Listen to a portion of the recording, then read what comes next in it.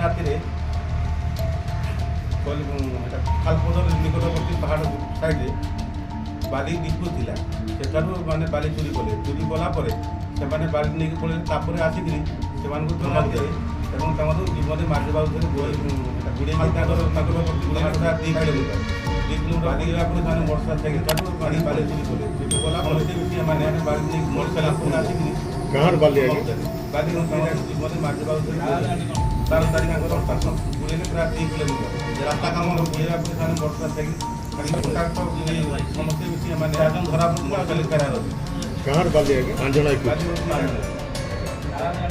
12 ତାରିଖ ଘଟଣା କେବେ ହେଇଥିଲା? ରାସ୍ତା କାମ ହେଉଛି ଧରା ପଡ଼ିଥିଲେ ଆଉ ଫେରାର ଅଛି। आंजना एक 5 ଜଣ ଘଟଣା କେବେ ହେଇଥିଲା?